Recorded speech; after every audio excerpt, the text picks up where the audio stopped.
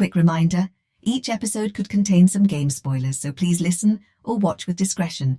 And now, your hosts for The Gamer's Advocate, AMKomnenos, Banana, and Legion. Enjoy the show.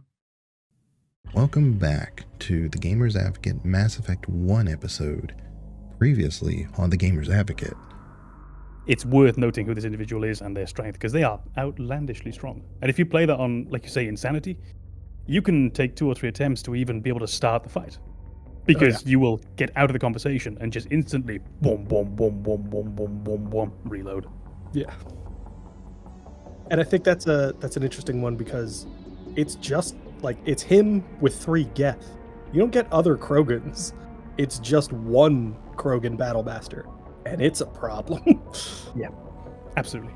Yeah, there's also in that scene is really that's a unique scene because when you do get Liara, again, I'm going to avoid major spoilers here or anything, but Liara doesn't know you from anybody, right? You don't know Liara really, but you're standing your ground. If you have the conversation where you say no, you're going to basically have to go through us to get her. Liara actually makes a little look at you like, who is this? But at the same time, I'm not ungrateful. It's the oddest look in a cinematic that says everything with just that little look. And of course you don't know or anything, but as you do the playthroughs over and over, you catch that. And it's just a little subtle look that they didn't have to, they could have just had a little stoic Liara looking straight forward or whatever, but she actually does make a little look. And it's just good storytelling. Surrender, or don't. That would be more fun. There a reason you're in my way? The same reason you're here. The Asari. Thanks for getting rid of those energy fields for us. Hand the doctor over. Whatever it is you want, you are not getting it from me. She'll stay with us, thanks. Not an option. Saren wants her, and he always gets what he wants. Kill them. Spare the Asari if you can. If not, doesn't matter. It genuinely feels like they wrote the story, and then they tried to experience that story themselves. Knowing the ending, they realized things that needed to be put in the beginning to make it make sense. Liara's character is that. Like, you meet Liara and she's young for an Asari. She's not young. She's the oldest character in your team, maybe with the exception of Rex. But when you meet her, she's young for an Asari, but she's not young. So for her to see that situation, to meet a complete stranger who is now risking their life to protect her, for someone her age, the appropriate reaction is, what does he want from me? Yes, I'm grateful that he's protecting me.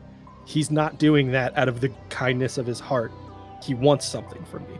So for her to have that look of, okay, what am I getting myself into? Like, yes, I'm not going to die right now. Is that enough right now? I think that's exactly what you were saying. It's excellent storytelling to include that minor little detail that makes the character more realistic. Yeah. I had mentioned Garrus before, but I forgot where we left off on that. But Garrus, like you said, like Com said, he's kind of like he's your ride or die. I mean, there's a system in Mass Effect, and that's where I was going to go next with this, that is the Paragon Renegade. And we can discuss all day whether it's good or bad or whatever, but it exists. And regardless of what you choose, all Renegade, all Paragon, he'll always be there. Shep is always his #1 person in the galaxy. Whether you romance him or not, is romanceable. Not in 1. One thing that they found out actually in 1 is that nobody thought when they wrote it that people would want to romance Garrus. Why would they want to romance Garrus? And it was so heavily requested. Well, it's not until the scars that he really gets sexy. Yeah. Until then, he's cute. Yeah. And it is not a hot take. It's pretty widely considered, but those characters, the secondary characters for me, they are really the meat and potatoes of what Mass Effect actually is. Shephard, in and of themselves, is quite an interesting character. But the squad who are actually with you, that's really where the pure joy for me in this series comes from. But not to drift away too quickly, though, from what you raised, which is the Paragon and Renegade system throughout the games. I think ultimately all you're seeing there is a slightly clumsy attempt to reflect the nuance in every human and how they're going to react to certain situations. And they're just working the best that they can with what they've got. It's clumsy, it's awkward. The lack of gray area in between the two is a bit of a shame. I can't think of a better way they could have done it at the time. That's far enough. I'm on important business. This is an unscheduled arrival. I need your credentials. You first. We're the law here. Show some respect. I'm Captain Maiko Matsuo, Ilanis Risk Control Services. I'm a Spectre. My name is Shephard. Load of horse crap, ma'am. We will need to confirm that. Also, I must advise you that firearms are not permitted on Novaria. Sergeant Sterling, secure their weapons. Don't try it. Nobody takes my weapon. Charge and lock! We're authorized to use lethal force. You have to the count of 3 to surrender your weapons. 1, 2, 3. Captain Matsuo, stand down!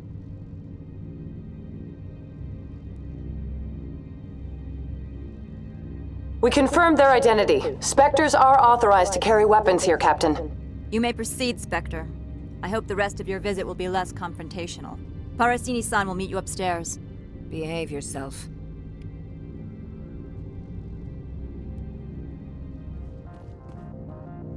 That's far enough. We're not here to cause problems.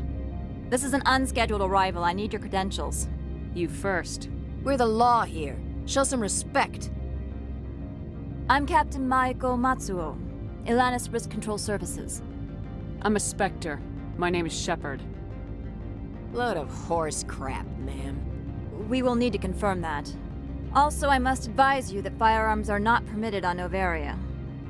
Sergeant Sterling, secure their weapons. Don't try it. Let's not start a fight. Why not? Captain Matsuo, stand down! We confirmed their identity. Spectres are authorized to carry weapons here, Captain. You may proceed, Spectre. I hope the rest of your visit will be less confrontational. Parasini-san will meet you upstairs. Behave yourself. We see those as two opposite extremes. They're kind of presented that way. But when you make Renegade choices in the Mass Effect games, they're not always that different from Paragon choices. It's kind of the tone of your decision that you're really controlling to say, oh, I'm going to be a Paragon, which means I'm going to basically focus on self-discipline and like hiding potentially my frustrations with this and just focus on the good of the group. Whereas a Renegade might be giving into your emotions, and the action you choose to take doesn't change. It's just your reasons for it are really what you're focusing on. So when we see a Paragon playthrough, it's kind of like the person who follows all of the rules. And then when we see a Renegade playthrough, it's the person who recognizes that sometimes following the rules isn't necessary, and it's actually better to break them. Well, but they're both heroes. Yeah, that's really it with Shephard. Shephard is a hero. There is a Shephard narrative. We don't have what we had in KOTOR. It's not Jedi versus Sith. It's not good versus bad. It's two different paths to walk down on the good road, if you will. It's two different paths on the high road. And that's why you're really not going to have this huge diversion between the two. And they might often come across very, very similar. Oftentimes they can be quite different. You can do some pretty bad things in using the Renegade actions. I'm thinking it's Mass Effect 2, but pushing that one merc out of the skyscraper. That's a pretty bad thing to do. On the other hand, you're killing a lot of them anyway with your gun, so I don't know at what point this suddenly became more evil than all the others. This is just Shephard breaking the rules. Maybe he should have taken that one hostage. Maybe he should have put that person in custody, but he shoved him out the window instead. You're still walking within this very closely defined parameter of Shephard is a hero. We're just deciding what kind of hero. I haven't heard from teams 4 or 5. Don't worry, my team's always ready to go. I don't know where he is. Not yet. Don't worry about it.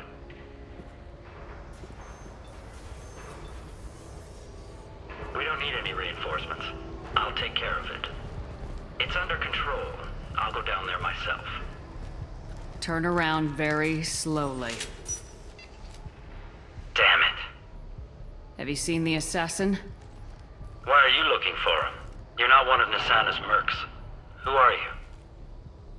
Answer my questions and I'll let you go. Look, pal. Even if I knew where he was, I wouldn't tell you. Not the answer I was looking for. I've got nothing more to say to you. If you shoot me, my team's right through there. They'll be all over you. Is a little information really worth dying over? Is Nisana? No. I suppose not. Okay, look. Last I heard, the assassin was down on the mezzanine. But the teams on the bridge think they might have spotted him. Nobody knows for sure. Get out of here. I'm going.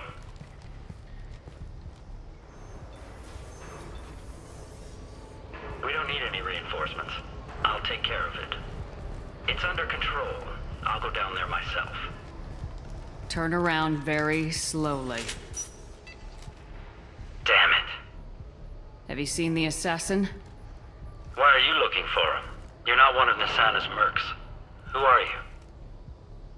Answer my questions and I'll let you go. Look, pal. Even if I knew where he was, I wouldn't tell you. Not the answer I was looking for. I've got nothing more to say to you. If you shoot me, my team's right through there. They'll be all over you. What sound will you make when you hit the ground? Think you'll hear it before you die? Okay, look. Last I heard, the assassin was down on the mezzanine. But the teams on the bridge think they might have spotted him. Nobody knows for sure. Get out of here. I'm going.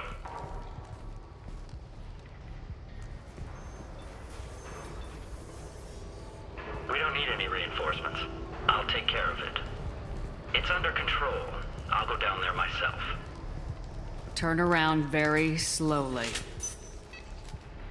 Damn it. Have you seen the assassin? Why are you looking for him? You're not one of Nisana's mercs. Who are you? Answer my questions and I'll let you go. Look, pal. Even if I knew where he was, I wouldn't tell you. Not the answer I was looking for. I've got nothing more to say to you. If you shoot me, my...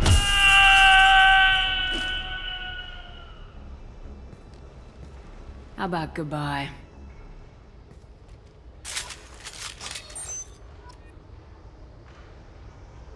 For games like this, when they've been out for a long time and I really enjoy them, I have a tendency to kind of dig into the way that they work. And one of the things that has kind of showcased or provided me with information on is that Garrus has his own Paragon Renegade score in Mass Effect 1. It's not presented to you in the game ever as that kind of system. I think there's 5 choices over the course of the game that guide him in one way or another. But that determines kind of who Garrus is moving forward into Mass Effect 2, whether or not he's the type of person to break the rules when it's necessary or follow the rules at all times. When you see them, you'll know them, because a lot of times, like right off the bat, he'll have an initial conversation and you can either say, I expect Shep is talking to him. Yeah, I expect anybody under my control that we do this. And that kind of gets him to start asking another question, something more related to like his time with at the Citadel when he was working there. And then he also has memories of when he was working with his father. So he brings in some of those things. So when you run across them again, they're a little bit more obvious. But like Banana says, they don't actually tell you the cause and effect of those things. So for me, Shephard is of course the main character, but I've never, well, let me put it a little bit more context. After playing a few times, I got the quick impression that Shephard isn't just a human, a special human, right, that has overcome certain things. We're in a world where, the Mass Effect world, where you have all these implants and these biotic abilities and, you know, these tech abilities, and we have our way of communicating across an entire galaxy. But Shephard still stands alone among humanity whenever anything kind of comes up. So I've never really seen Shephard as really just the next evolution of humanity. I kind of actually perceive Shephard as almost humanity 3.0. I mean, she kind of like skipped a step here. And I have a variety of reasons of thinking this, but it is purely hot take on my side of things because I don't have any canon lore to back that up. I just have the evidence. So, but any impressions y'all have of Shephard? Not that at all. I think the thing that I like about Shephard is that they are just unapologetically human and yet somehow rise to the occasion that's placed in front of them. It's not quite the same idea, but if you imagine, what are they called? The Marvel movies. I think ultimately, outside of being jacked as all hell, I think Captain America sort of has the fewest powers of the main group. He doesn't transform into the giant monster. He doesn't have his mega space suit. He doesn't have the power of lightning. You've seen how many times I've seen these movies, right? But he will often end up being the one who is the focal point for others to rally around. He's the leader, almost in spite of who he is within that group. And he defines himself as this almost stoic presence around which the others can rally. And that's what I liked about Shephard, was it just felt as though they're a fantastic figurehead for the entire galaxy getting behind them to bring this on a micro level, the crew around him, and then on a macro level later, the galaxy around him or her. But it's not so much in any version of them being an advanced human, being special in any kind of way. They're just a very, very good example of what a good human can be. Yeah, I would say with Shephard, I don't know if I see it as kind of like an evolutionary progression. Shephard just gets to be, well, they become defined by the players, but they get to be the only human that exists kind of out of humanity, if that makes any sense. Because the player is controlling Shephard's decisions, Shephard gets to make decisions without bias. Might actually be that he's making decisions with the player's bias, but the character of Shephard doesn't bring any baggage with him into those decisions that's not the players. So Shephard gets to be the paragon of humanity if you want him to be, or her. I'm going to try and I play as a male right. Shephard, so it's by default. It's where I go. play as a female Shephard, so I don't know why I'm misgendering my character. But she on numerous occasions gets to make a decision that dramatically impacts not just the future of her, not just the future of her race, not even the future of her crew, the future of the universe comes down to decisions that Shephard gets to make alone. And that is a scary position to be in. It's also the reason why people play the game. They get to make those decisions, and that is what makes Shephard special, is they get to be the hero that people wish existed, because it doesn't really exist in the real world. Yeah, I think we would have to have just a separate episode just on Shephard alone, and then I can kind of go over my details of where I get my hot takes from.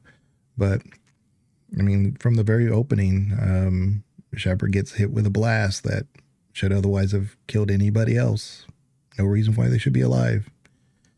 But not only that, they're able to kind of like advance the story based on what happens with that. And it's just like, it's not just that they survived. It's like all these other things that happened on top of it that should normally have happened to a normal human. But yeah. I doubt this will play a direct role into it, but the entire time that you were saying that they survived this explosion that they shouldn't have survived, I was just thinking Mass Effect 2. Yeah, I mean, I wasn't going to go down that way either. I know. If we wanted to do a whole show on Shepherd, I definitely could, because things like that is exactly what I was saying. Is you have that example, and then I could even say the events going into 3. There's a lot of little things that happen there that shouldn't happen to a normal human that they get through. So anyway, yeah.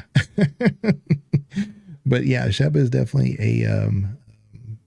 We talk less so far about Shep than Ashley. I don't know why. Shepard's not a racist. Yeah, Shepard's a bit perfect. Perfect is boring. I wanted to know how you feel about the combat in Mass Effect 1 in comparison to Mass Effect 3 is the easiest. They're the furthest apart, and how you feel about how well that aged. And of course, they have revamped the combat by releasing the Legendary Edition, which sort of streamlined it and maybe brought the difference between the two to not quite as big a gap. Well, without making it Mass Effect 3, of course. But how do we feel about the mechanics for the combat in Mass Effect 1? Well, I'll bring up. I fucking love infinite ammo. That's exactly what I was going to say. I know Banana's going to talk about the ammo. Go on, Banana. We'll play you in. So, I mean, I love infinite ammo in any game. I think it's just fun. I think, when you get into Helldivers 2, there is the sickle weapon. It's an energy-based weapon that you can theoretically turn into an infinite ammo weapon by just keeping an eye on the temperature and making sure that you don't overheat it to the point where you need to replace the cooling system or whatever it is. So I think there's like that natural appeal of infinite ammo in video games. But the big appeal for infinite ammo in Mass Effect 1 is the way it changes combat and how you enter into combat. Please, up the stairs past the freighter. Take cover!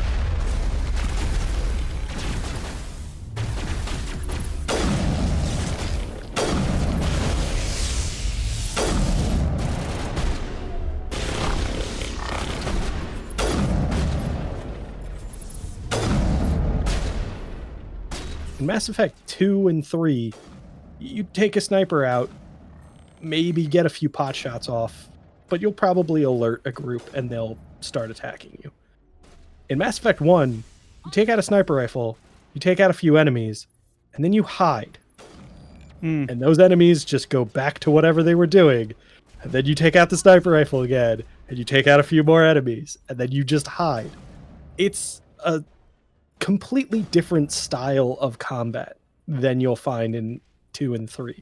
And I feel like they recognized that as an issue in Mass Effect 1 in the way that obviously infinite ammo is not continued in the other games, but even the way they build certain combat events in those other games. There are sequences in Mass Effect 2 that I remember specifically where hiding is not an option.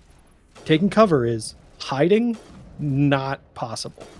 They are always aware of where you are, and you need to adjust your strategy to kind of survive that encounter. Whereas in Mass Effect 1, it kind of felt like you could run away a bit more.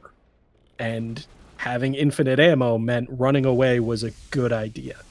In Mass Effect 2, it's more, I'm running away because I need to survive. But when we return to that combat, I'll be in the same position. I'll just be less panicky. That's actually really, really thoughtful. Which I didn't expect from you, obviously. Yeah. The first time for everything. I think you can often think of the combat, in my mind at least, in Mass Effect 2 and 3, it's a lot more relentless. You will, and this is not a criticism because I'm playing a game and I want to shoot things. you're sort of stumbling along from battle arena to battle arena. And when you arrive, the enemies know that you're there. They start spawning in, and you kill them until they spawn no more. At which point, we re-pick up our ammo, and we go and find that next battle arena. But yeah, you don't necessarily have that ability to, like you say, withdraw, retreat, possibly even to lay traps if you... I'm thinking of the awkward grenade that you can use in Mass Effect 1, which I never really got to grips with, but you could be using that to lay it down if you know someone's going to approach you. And I think the combat in that game, Mass Effect 1 in particular, it exists in a weird place where it's not quite the third-person shooter that the other games go on to be, because you still have, I think you still have dice rolling behind the scenes. Certainly Mass Effect 1, not Legendary Edition. I'm thinking of those times that you aim down your sniper rifle sight and you shoot someone right through the torso and do nothing. And you missed because your accuracy was a bit low. I think it's in an odd little space in the world, which we probably wouldn't quite tolerate today. In the same way that Morrowind, for example, its combat, you stab the rat and you missed. And you stab the rat right through the face and you missed. Just because your stat wasn't quite high enough. And I think it's got this bizarre time capsule-like feel to it. If you go and play Mass Effect 1, and the last time I played it wasn't Legendary Edition, it was Mass Effect 1.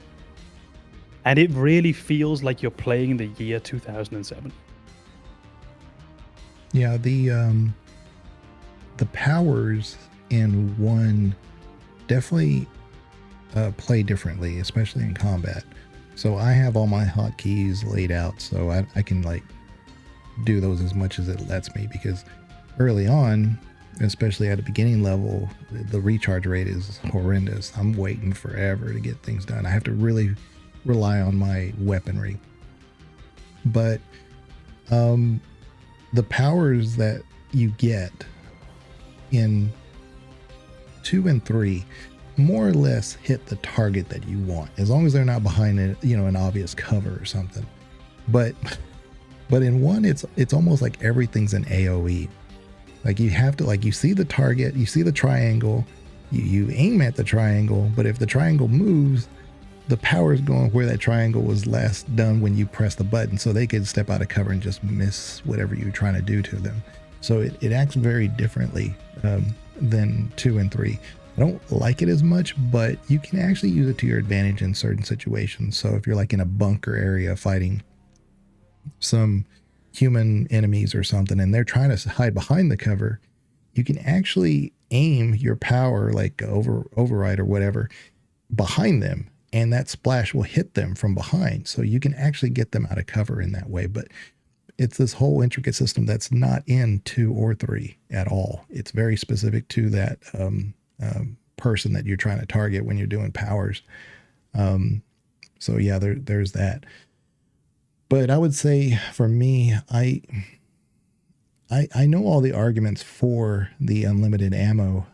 I don't have anything against the unlimited ammo. I like it. But once I started having to use clips, because I don't have a choice. I have to use clips in 2 and 3. I kind of gravitated to that. I think I heard at one time that it would have been better if they had unlimited ammo, but you used a clip to immediately cool down your weapon that was overheated. I think that would have been kind of neat, with a limitation on how many clips. We talked about that fairly recently. Mm-hmm. I believe we linked it to Helldive as the weapon that Banana was talking about. I think that's what the reload actually is.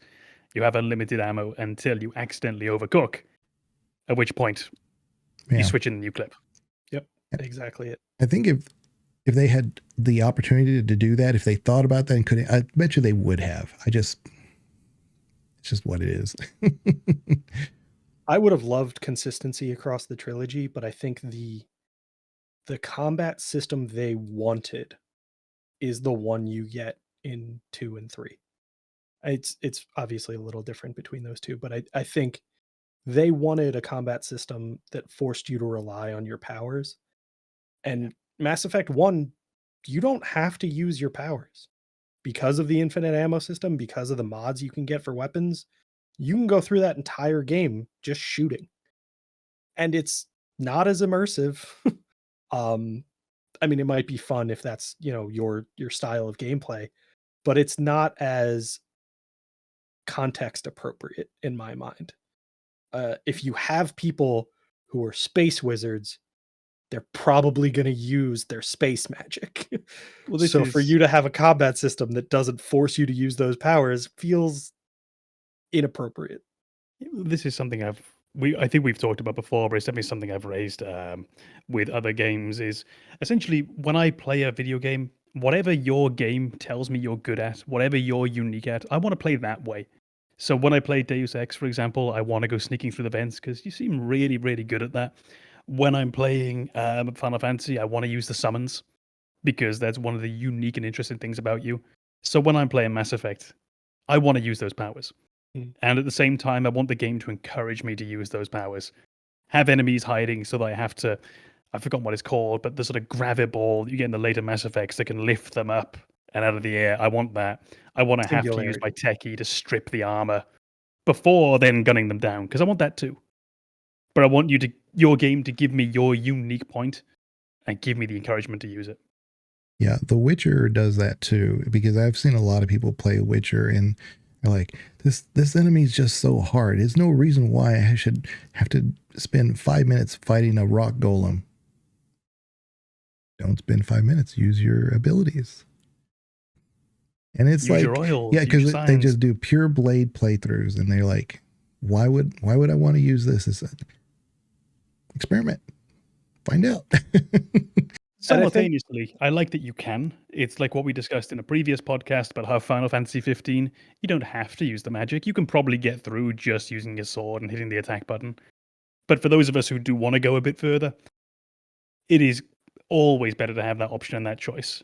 I think it would just be nice if the base level did expect a little bit of power usage and a little bit of biotics or oils, whatever it is. Yeah, but I wouldn't even call it min-maxing, because there are places that you go to in Mass Effect 1 that, have these tanks. And you can blow I don't know up. if you saw, but I min-maxed Oh, with bunny ears. I think it was off camera. but yeah, if you have like 4 enemies back deciding to bunker behind back there, you just blow up the tank and boom, you're done. But that's what I was saying. You don't do that with your ammo or your gun. You have to use a power for that. So, I mean, you can, but what I'm saying is the specific ones I'm thinking of in my head is one that gets overridden by electrical explosions. Oh, gotcha. Oh, And okay. That was the other element of Mass Effect 1 that I think really changed the way combat worked. Was Mass Effect 1, you could mod your weapons with different add-ons and ammo types. And every time I play Mass Effect 1, I end up playing a character who pulls out a sniper rifle with high explosive rounds and the scram coils or scram rails. And it's a tiny little nuke. You don't have to hit your target, you just need to hit the same room. And there's knockback, there's a high amount of damage, and you just need to wait for your weapon to cool down again before you use it as a second shot. And with building your character, I think there's like a skill tree that encourages weapon cooldown for sniper rifles, or it might just boost damage. But it just becomes this like hilariously broken thing that you can do. You can shoot the ground next to an enemy and watch them slam into the wall at 90 miles an hour, and it's very amusing. My gun is a little old.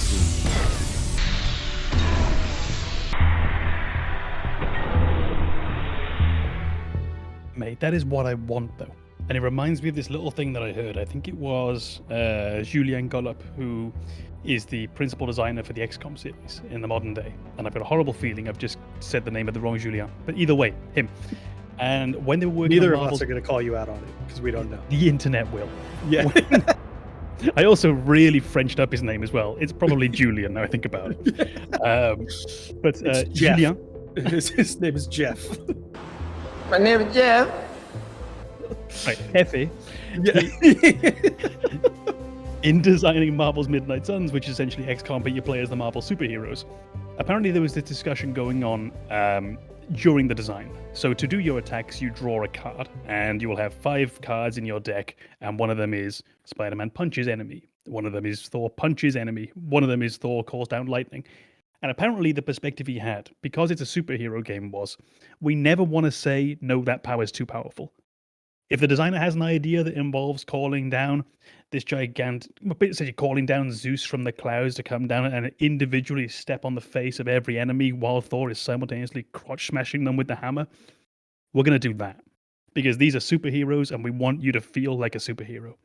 And that moment in these games, when you get to that moment where you have your high impact ammo that you've leveled up so much that you haven't even got to hit someone anymore. I love it when you can get to that point in that game. Those old, and I mean this in the best word because European, janky games, like Eurojank is a real thing. That jankiness, I think, is a real point to adore. As soon as you can get just to gooning around with the game system like that, that's a big plus from me. And that's missing in 2 and 3. I don't think you can really do that. Yeah, there's a pistol or two that gets really overpowered with that setup, though. I know. Banana says he put it on a rifle, and that works too. But to be specific, just so that in case we have people that don't know what these mods are, but the one that he's talking about, the explosive one, is I think 500% more damage base, and then the scram rail, prevents you from overheating. So, well, the scram rail is more damage. Well, right. Yeah, more damage. Frictionless materials. Frictionless materials is the avoid overheating. Yeah, but it's basically one and done. That's why a lot of people put it on pistols, because you have, if you're up and close and personal, you can just like shoot at the ground, like you said, and you can still hit, and so you're doing good. But what I've done with that almost identical setup is that I would put that on assault rifles or the shotgun for tally for my companions.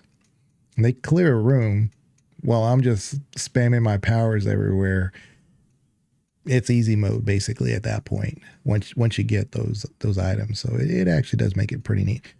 I will say though that when you get the final act, it's not so easy to pull off because the enemies are very far away. You have to kind of get up and close and personal with them. And meanwhile, you have all these, they're shooting at you. You have literally turrets shooting at you. Yeah, you can't just get away with that. There are mechanics in place that prevent you from just overpowering the game at that point. Very heavy enemies get in the way of that kind of broken system I mentioned, because you don't get that knockback with very heavy enemies. They just kind of tank it and keep shooting at you. Mm-hmm. I would actually like to sort of push us to a topic then as well, which feels, bearing in mind you were just mentioning towards the end, talking about these enemies.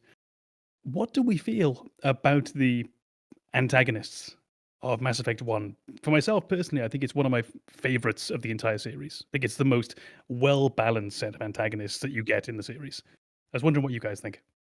Yeah, for me, I will say I think he's definitely one of the, if we are talking about the antagonists that you meet at the end of Mass Effect 1. I would suggest that we say right now that this is going to be spoiler territory. Okay. Yeah. For anyone who hasn't played this 17-year-old game, this is on you. Yeah. So, Saren. Wait, who? Yeah. If we're referring to Saren as our big bad in Mass Effect 1. You're such a dick. Yeah. No one is disagreeing. We're not editing that out. That stays. That's canon. Yeah. But if we're saying that... For me, I would always say with this game, antagonists, I think it's really the pair that work for me. But sorry. Oh, okay. Let me try to rephrase this then. Because I could also say it's the Reaper, right? But but that's my two. That's fine. I'm not talking about Benezia. Oh, really? I thought you were talking about Benezia and Saren. Really? I thought there was those two. I did. Okay. No, I've got the big two, if you will. Well, then let me rephrase that. Then I think I know. I feel like you can't say the big two and then not mention the character that is introduced to you chest first. Yeah. I think the big two is just Benezia. Yeah.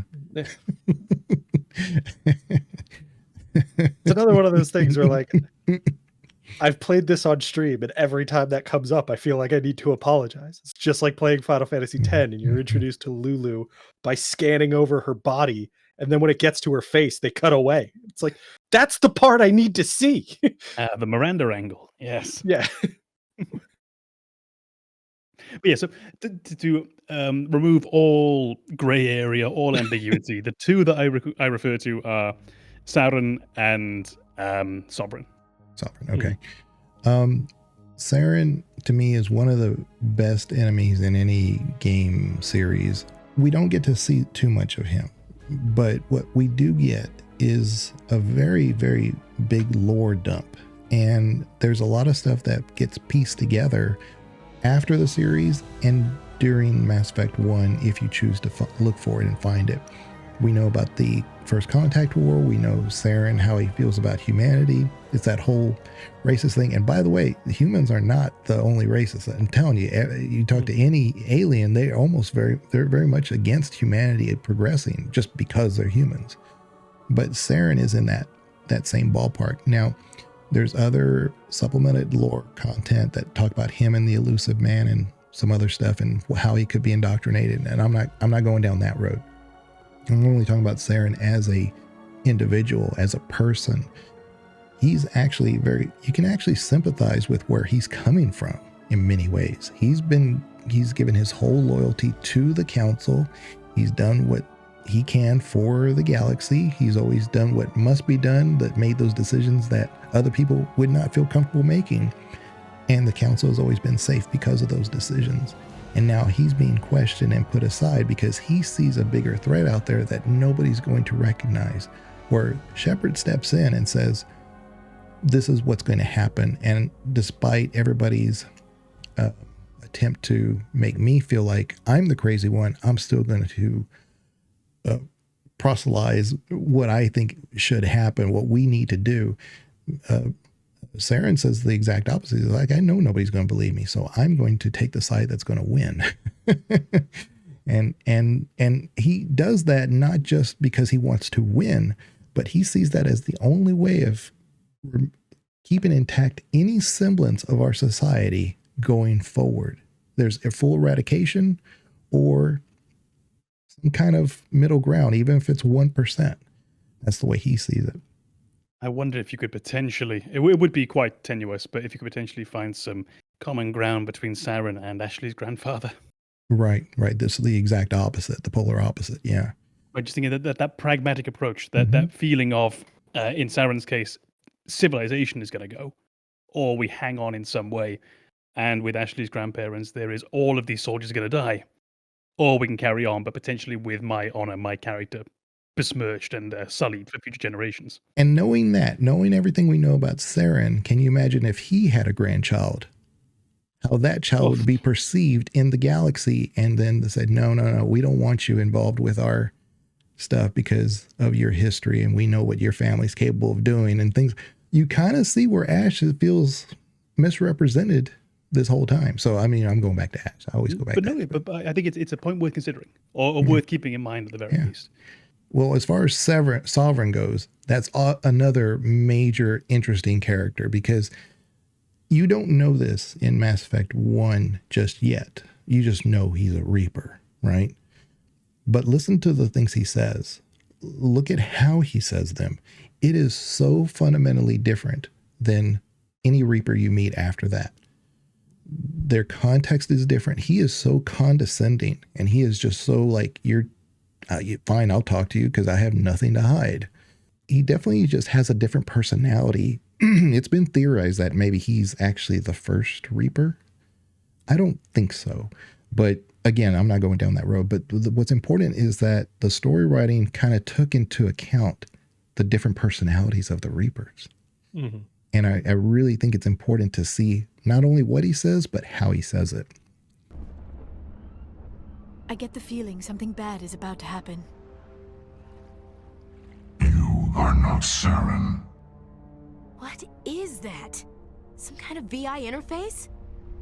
Rudimentary creatures of blood and flesh. You touch my mind, fumbling in ignorance, incapable of understanding. I don't think this is a VI. There is a realm of existence so far beyond your own, you cannot even imagine it. I am beyond your comprehension. I and sovereign. Sovereign isn't just some Reaper ship Saren found. It's an actual Reaper. Reaper, a label created by the Protheans to give voice to their destruction. In the end, what they chose to call us is irrelevant. We simply are. The Protheans vanished 50,000 years ago. You could not have been there. It's impossible. Organic life is nothing but a genetic mutation. An accident. Your lives are measured in years and decades. You wither and die. We are eternal, the pinnacle of evolution and existence. Before us, you are nothing. Your extinction is inevitable. We are the end of everything. There is an entire galaxy of races united and ready to face you.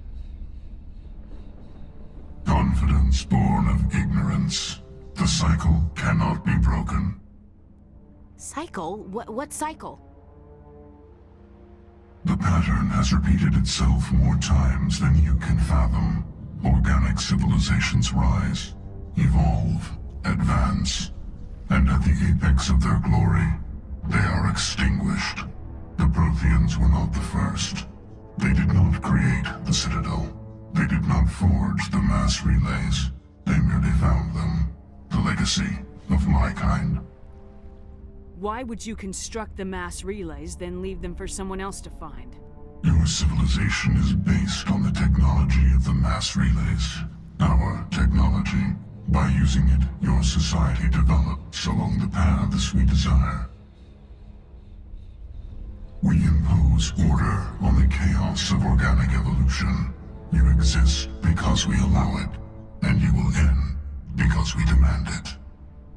They are harvesting us, letting us advance to the level they need, then wiping us out. What do you want from us? Slaves? Resources? My kind transcends your very understanding. We are each a nation, independent, free of all weakness.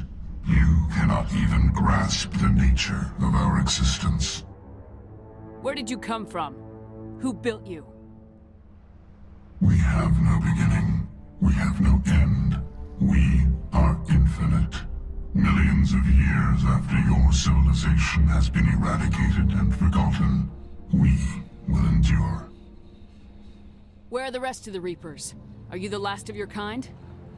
We are Legion. The time of our return is coming. Our numbers will darken the sky of every world. You cannot escape your doom. You're not even alive. Not really. You're just a machine, and machines can be broken. Your words are as empty as your future.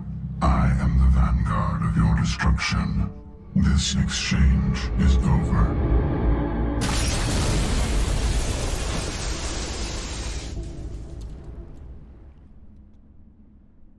Oh no, I was going to say, isn't Harbinger the first Reaper? Like, just with the name as well? That's what I think. Yeah. So sorry, that was the tiny thing I just wanted to... When you initially phrased the question, as far as like antagonists in Mass Effect 1 versus other entries in the series, my immediate reaction was not to lock onto the two major antagonists in Saren and Sovereign, but the variety that are presented to you in Mass Effect 1 as opposed to what feels like a much smaller collection of enemies in Mass Effect 2 and 3. In Mass Effect 1, you fight everyone. You fight, obviously, other races. You fight the Geth.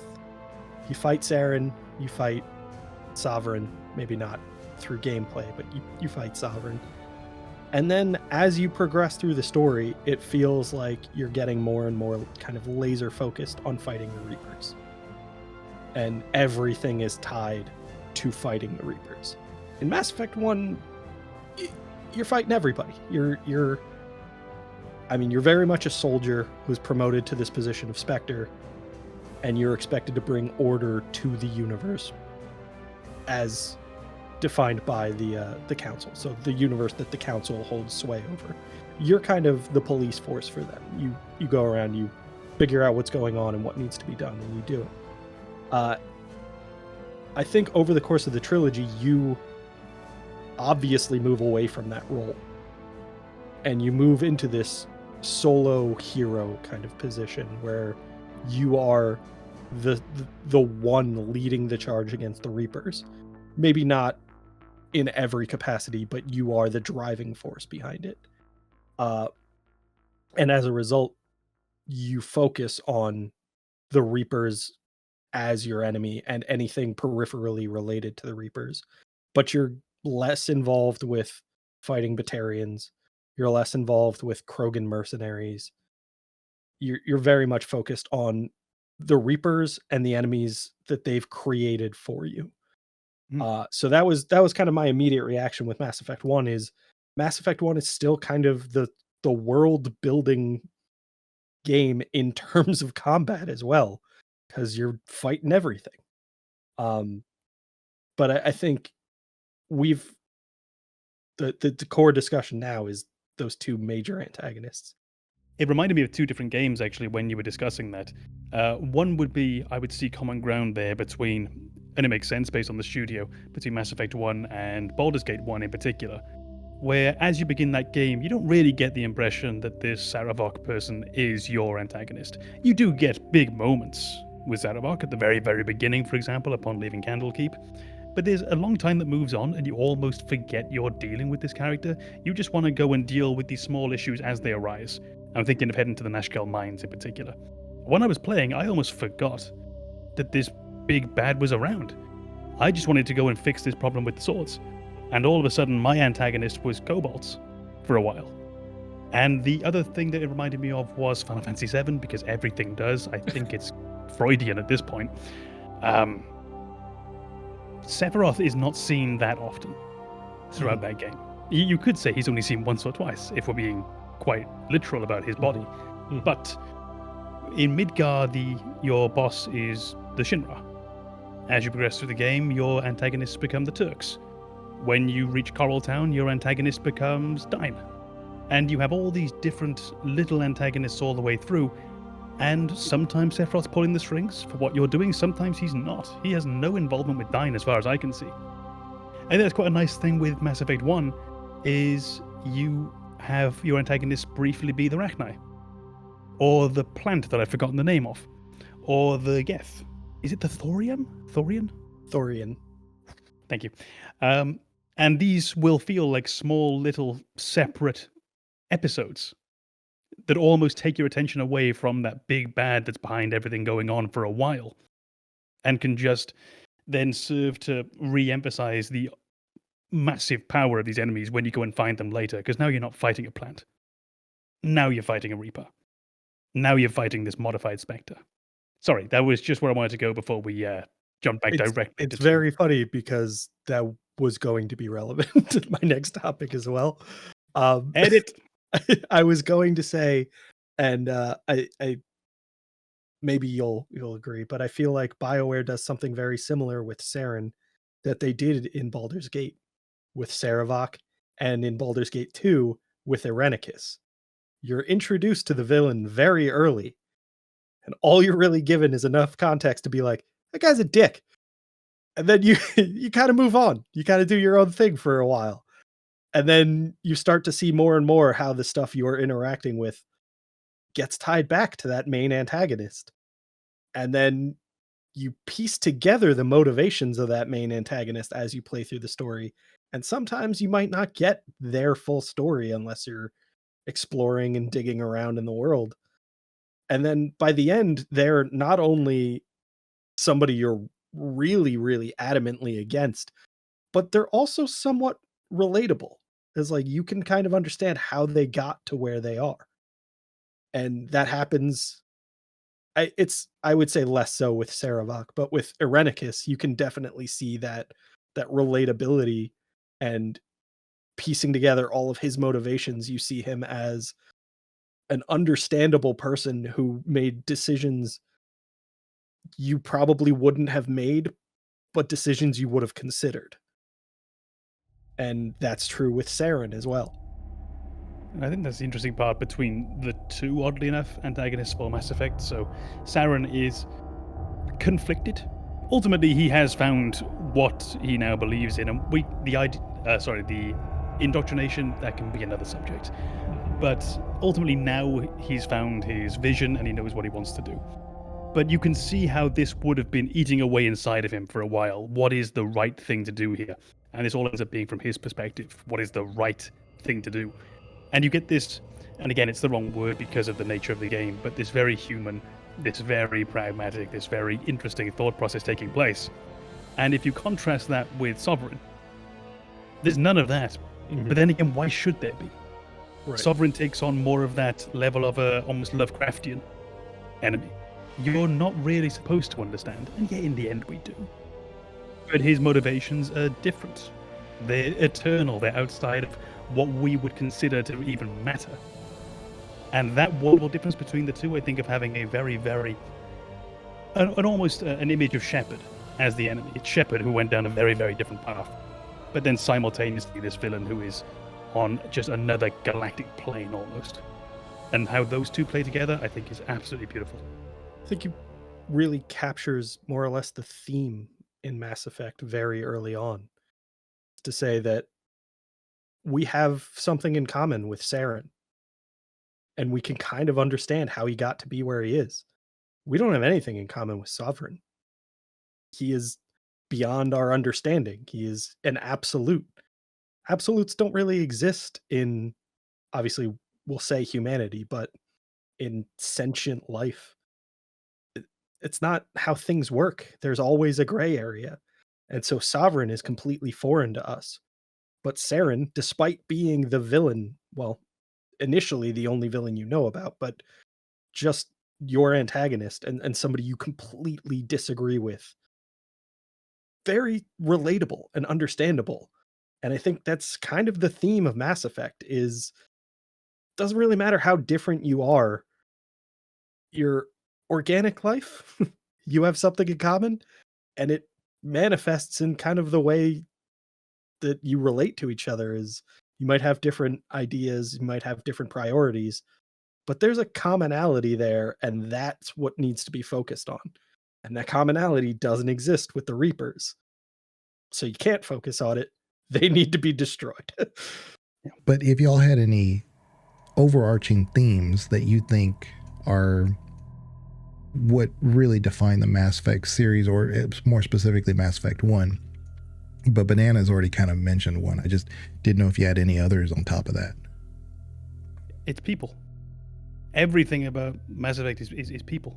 And I don't mean that in the sense of humans versus organics versus synthetics. I don't mean that line. I just literally mean the relation of people to each other. And that would be on that much larger scale of how races interact. It's on the much smaller scale of how individuals interact. And to me, that's everything Mass Effect is. It's just about people. You could then, if you really wanted, you could look at how it approaches philosophical ideas. You could have a look at how some of the different societies are made up, how some of them are involved in the arts, how some are involved in the military. Think of the difference between the Turian and the Asari. But that's political theory. When you're looking for a simple theme, it's people. Well, no, I'm not looking for a simple theme, even if you have a complex one. Right. Let me write this down because it's going to take a while. Yeah, I think that's really it. It's, you'll see representatives of just about every race with something you can relate to. And I mean every race. I mean, you'll encounter Geth who have personalities that you'll connect with. And it showcases, I think, that kind of overall theme of, it's more important to focus on what you have in common than what separates you. I feel like that's kind of always been the overarching theme of Mass Effect games, is we're stronger together. And it's kind of that simplified element of it, of that it takes a common enemy to recognize that. But at its core, the message has always been, people are different, but their goal should always be to work in the best interest of all of them. And I kind of feel like that's just an ever-present theme across the entire trilogy? Well, I'll go last. My overarching theme, that is the correct theme, by the way. I see why you chose to go last. Is control. It's all about control. Whether it's the Reapers or the Council, or even AI and the inability, and when these different societies lose the control. So the Quarians lost control over the Geth. The Thorian lost control over its people on the planet there, and that was all about controlling those people specifically for its purpose. And so the AI, it comes back to the AI. Even Shephard fights, as you were saying, like Shephard fights everybody in Mass Effect 1. Fights an AI on the Citadel of all places. And the AI is a constant running theme, because every time, and I don't want to get into Mass Effect 3 at all, but every time there's been a element of AI that takes over, it's never been never resulted in a good thing. So they've always had to be quelled back. And the whole reason for really the Reapers to exist is due to some of that issue with control. So I think really control is the major theme here, and how societies react to the loss of it, and whether or not it's even a bad thing. You just have to deal with the fact that that's the next page of that society's situation. But I think really the theme, for me at least, has always been about control and what happens to those societies when they lose it and how they react to it. And I think Shephard's the one who says, we're going to deal with it and fix it. And I think they end up being the only successful one who does.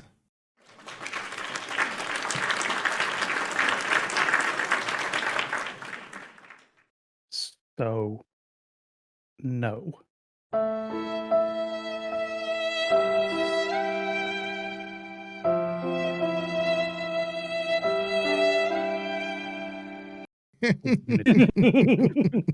But no, I think that's perfectly viable. I wanted to ask one last little point as well, and this would be a brief one. And it's just, we've talked about Mass Effect now for this amount of time. Is there anything you don't like? Just a brief point. Anything you don't like? I can even quickly go first, give you an example. I despise the item system, and I'm glad that it got phased out in the following games. I really think it's awful. Mm-hmm. I was not thinking of like game mechanic things. No, it could be either. The first thing that popped into my head was, I've kind of highlighted the redeeming characteristics of like a character in every race. There's not really one for Batarians. There's not a character I can think of who's a Batarian that's likable. And it's a minor thing, but I think it would have been nice to throw something like that in there. There is Not one for the guy. Vulture, I don't think. Yeah. Well, the Vorcha is a different story, but with the Batarian, there is the one guy that you can face at the end of the DLC that you say, look, I want to like save everybody, but I want you guys gone. And then he'll leave. You can negotiate with him. So I know that guy. I don't think that's a positive reflection. I think that's a Batarian in the face of overwhelming force. That's somebody who's seen you destroy everything they have worked for on that asteroid. And he just makes that decision like, do I want to die or do I want to leave? And he chooses to leave. That's where, as you said, that reminds me just a tiny bit when you said that's not really a defense. It's a bit like what I was saying with Ashley earlier, where when you pull rank on her after she questions the presence of the Turians and the Krogan on board, it's at what point is she actually making a positive decision here? And at what point is she just saying, well, that's the way the hierarchy here goes, so I'd better shut up. Closest you get is Mass Effect 2. In the quarantine, you encounter a Batarian who needs your help. You choose to help him. You kind of end your interaction with him there, but it's like you give him a positive idea of human beings and what they do. and then you kind of part ways. And I think that's like a healthy way of interacting with them, but I don't think you see that play out beyond that interaction. Well, I mean, for context, of course, humanity and the Batarians are fighting over the same space. Mm-hmm. And so when the council's siding with humanity and not the Batarians are just always going to be hostile no matter what. So it's just the way it is. So maybe we're the wrong person to go and find a positive reaction with a Batarian. Right. Yeah. Yeah, that's why they side with the Vorcha so much, because the Vorcha just want to stir things up. They don't care. Yeah. So. And what about you, Legion? Is there a brief thing you don't like in Mass Effect 1 in particular? So I don't like how Liara is considered the canon romance, I guess, for that, which I do believe she is. I mean, I have nothing against that. That's too bad. She is. Yeah, she is.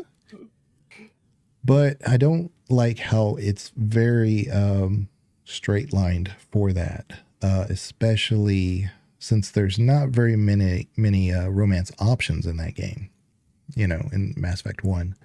Yeah.